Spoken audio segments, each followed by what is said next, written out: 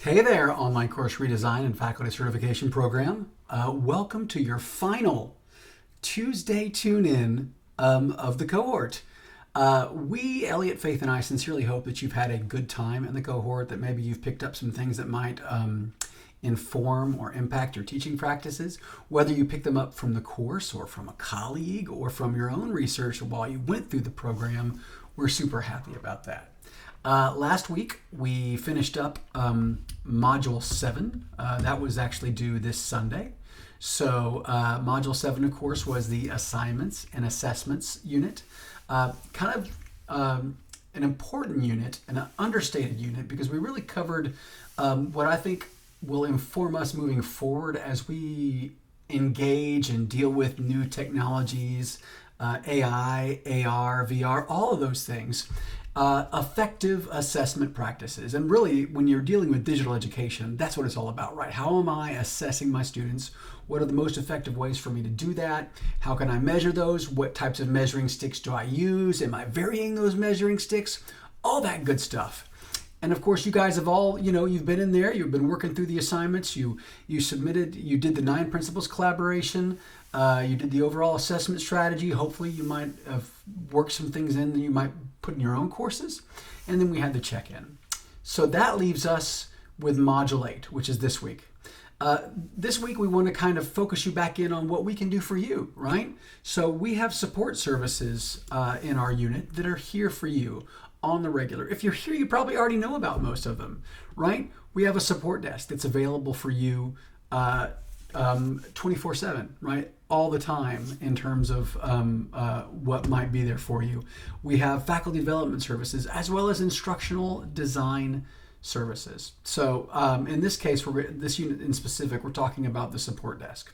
And this is a unit or a group of folks. Really, guys, we have 9 full-time staff members and 17 to 20 students that answer those phones, answer those emails 24/7 for you. And they are definitely something that you can lean on, a resource for you to dive into and to utilize and use for any number of reasons, specifically geared towards student success, I think is important. Then we get into our activities, right? So we start off with our 3 statements journal, right? This is another one of those reflective activities where we want you to answer some questions in the program, right? The most applicable concept, idea or strategy, what you want to know more about is, and what you're going to do now, that type of a thing. Just a reflective one.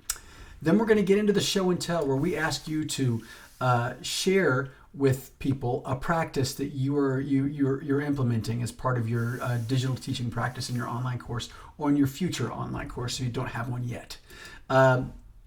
Then we're going to get you, make sure, as we talked to you before, if you haven't already, reach out to your instructional designer and set up a meeting so that we can get those grades and cement that relationship that's super supportive.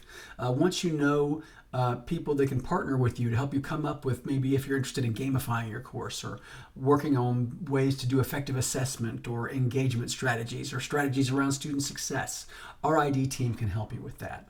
And then we want you to go ahead and do that post-assessment activity.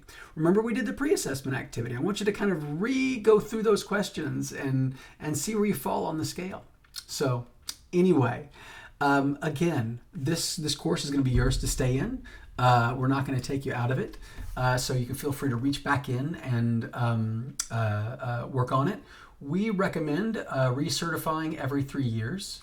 As a matter of fact, this course is actually going to drastically change by the spring semester, so we're going through a new iteration of courses. So by the time you get to back around, it's going to have brand new content. It's going to have stuff in there that might be helpful for you. But we recommend a 3-year cycle that you come in, get involved in the course, and get recertified. But Elliot, Faith, and I are really happy that you've made it through the program. Again, if you haven't finished yet, no stress, we're not going to take away your birthday, but we do encourage you to get in there and get these assignments completed, especially now as we're not quite at finals time, midterms are approaching. Now's a good time to think about finishing it up and getting it done. And if you have any questions, make sure to reach out to us. We're here for you. Remember, pay attention to the emails that we send out each week from the Online Instructional Development Unit, where we talk to you about opportunities for learning how to do new things in Ultra, opportunities for like this this month we actually did spicing up your ultra course with the images and multimedia. We have a recording for that in the instructor support org now that you can lean into and hopefully get something from.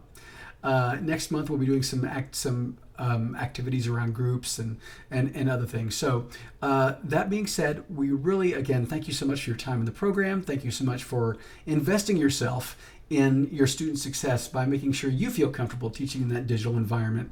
And thanks again. If you need anything, don't hesitate to reach out.